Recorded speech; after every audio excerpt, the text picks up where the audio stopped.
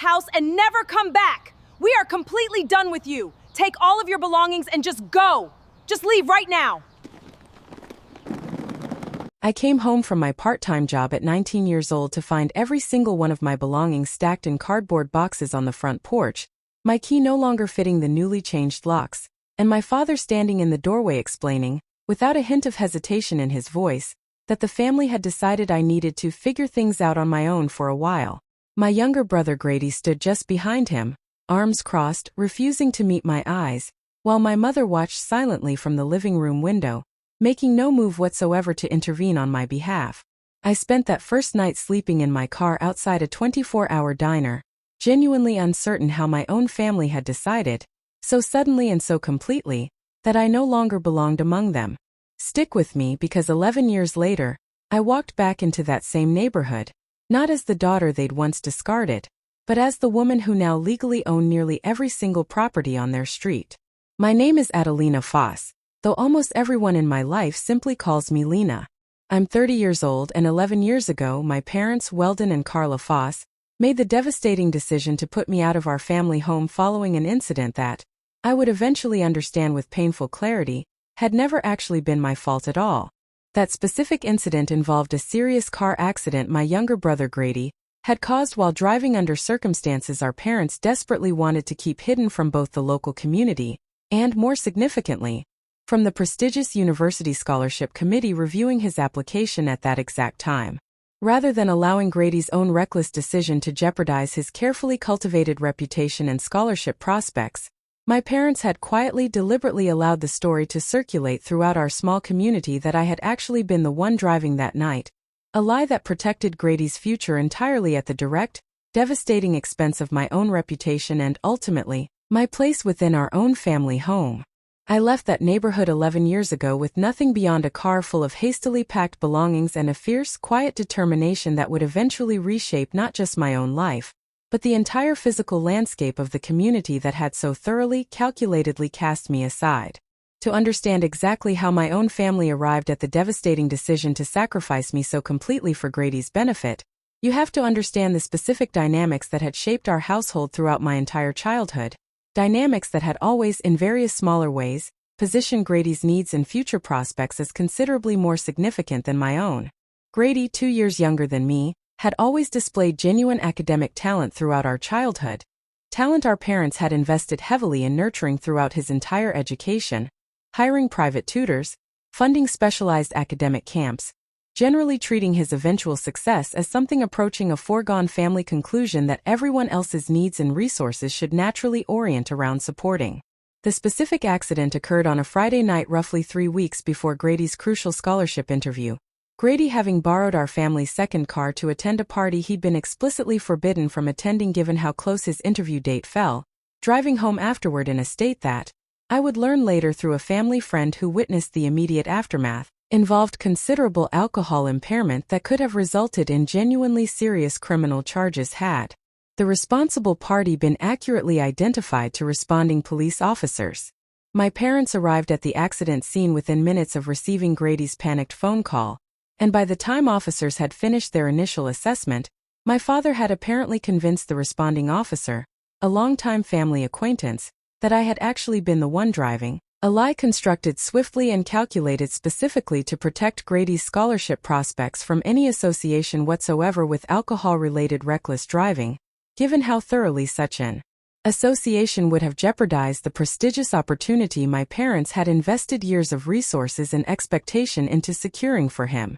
I learned about this fabricated version of events only after the fact, my parents presenting the situation to me not as a request for genuine sacrifice, but as an already finalized decision I had apparently, according to their own retroactive narrative, willingly agreed to support for the sake of protecting our family's broader reputation and Grady's crucial future opportunities. You understand why this needs to be this way, my father told me the morning after the accident, his tone carrying an authority that left remarkably little room for the genuine objection I felt building throughout my entire body as I processed exactly what he was asking, or rather informing me, I would now be doing. Grady has his entire future ahead of him. You're already finished with school. This won't actually affect your life the way it would affect his. I remember the specific sinking recognition that settled over me during that conversation, understanding that my parents had already decided, entirely without my genuine input or consent,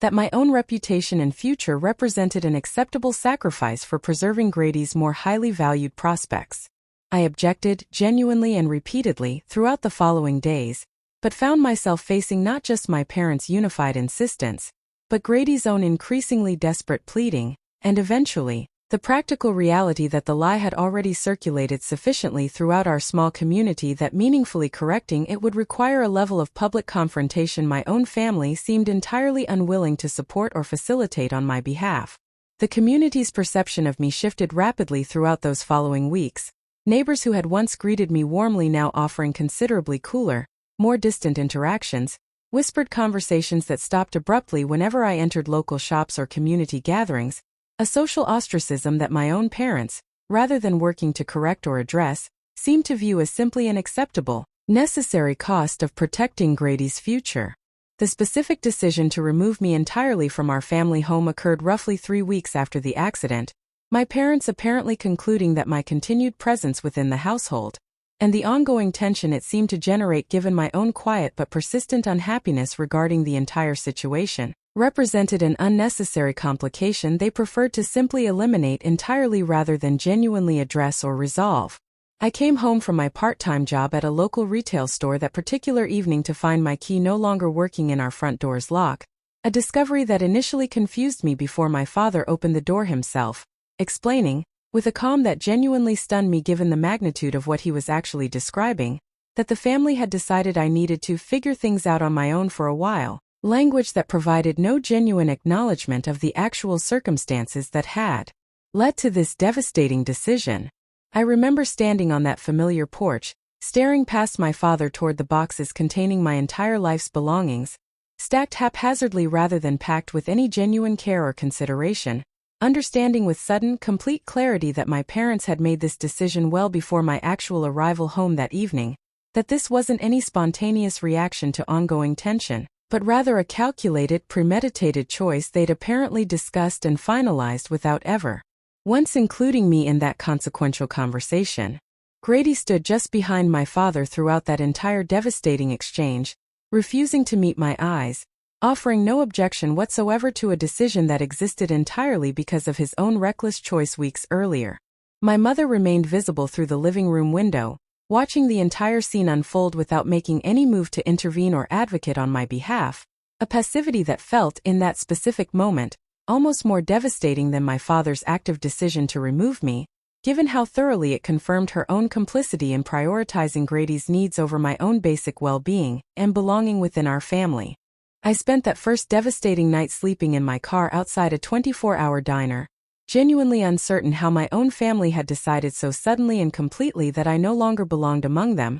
processing both immediate practical concerns regarding my safety and shelter alongside the deeper, more devastating recognition that the people who were supposed to protect me unconditionally had instead sacrificed me entirely to protect my brother's more highly valued future. I found temporary housing through a coworker at my retail job who offered her couch for several weeks while I processed both the immediate crisis and began genuinely planning my next steps, understanding clearly that returning to my family home, given everything that had transpired, no longer represented any genuine option I wanted to pursue even if my parents had eventually reconsidered their decision. I worked multiple jobs simultaneously throughout that first difficult year, saving carefully while taking evening classes toward a business degree, driven by a fierce, quiet determination to build genuine independent security that would never again leave me vulnerable to the kind of devastating family betrayal I just experienced. I remember specific nights during that period, exhausted from working double shifts, studying by the dim light of whatever temporary living situation I'd managed to secure, fueled by a combination of genuine ambition and something considerably darker, a growing, deliberate determination that I would eventually build something significant enough that my family would someday genuinely understand exactly what they'd carelessly discarded. I eventually connected with Barnaby Reese, a small-scale real estate investor who hired me initially as an administrative assistant, gradually mentoring me throughout several years as I developed genuine expertise in residential property acquisition and development, expertise that would eventually become the foundation for the considerable success I built entirely independently throughout the following decade. I founded my own real estate investment company, Larkspur Holdings, roughly 6 years after that devastating night on my parents' porch, building the company gradually through careful strategic property acquisitions throughout several growing suburban markets, developing genuine expertise in identifying undervalued residential communities with significant redevelopment or appreciation potential.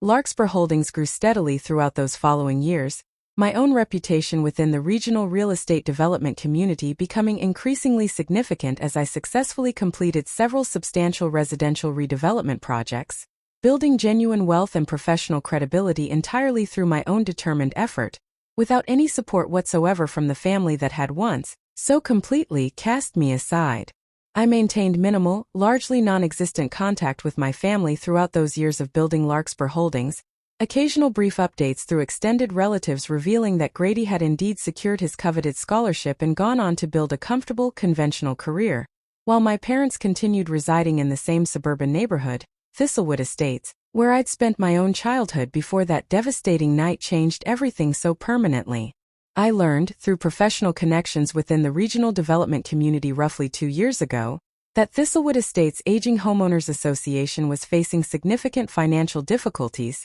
struggling to fund necessary infrastructure improvements throughout the community, difficulties that had created a genuine opportunity for outside investment groups to potentially acquire significant governance influence, or, in some cases, direct property ownership throughout the struggling community, an opportunity that, once I recognized its full scope and significance, I understood immediately represented exactly the kind of strategic acquisition that would allow me finally to return to that specific neighborhood not as the daughter they'd once discarded, but as someone holding genuine, significant influence over its very future.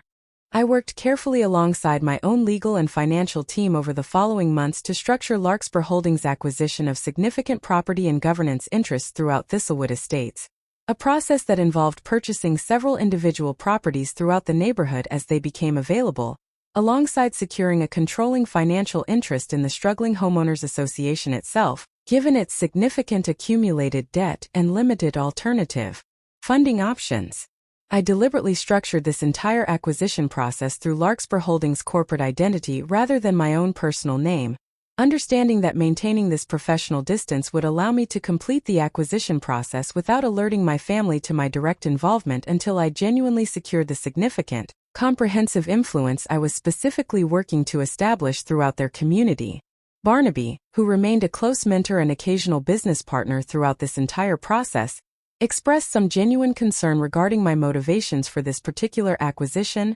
understanding, given everything I'd shared with him over our years working together,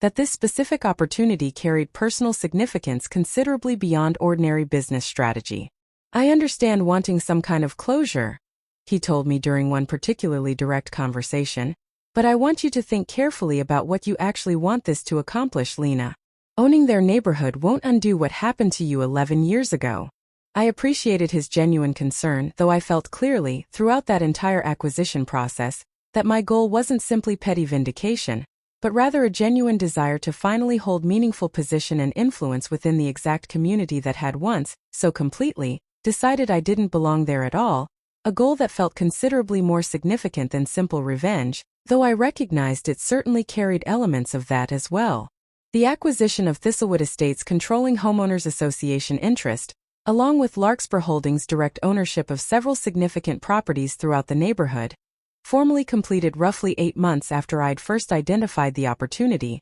providing me genuine, substantial influence over the community's governance decisions, infrastructure improvements, and broader development direction going forward. I attended my first formal homeowners association meeting as Larkspur Holdings representative roughly 2 weeks after the acquisition's completion, walking into that familiar community clubhouse for the first time in over a decade, watching recognition dawn slowly across several longtime neighbors' faces as they gradually processed exactly who was now sitting at the head of their community's governing table. My parents attended that same meeting, given their continued residence within the neighborhood, and I remember the specific devastating shock crossing both their faces as they finally, fully understood exactly who now held significant, formal authority over decisions directly affecting their own home and community. My father approached me directly following that meeting's conclusion, his expression carrying a complicated mixture of confusion and, unmistakably, genuine fear regarding what my newfound authority might potentially mean for their own continued place within the community.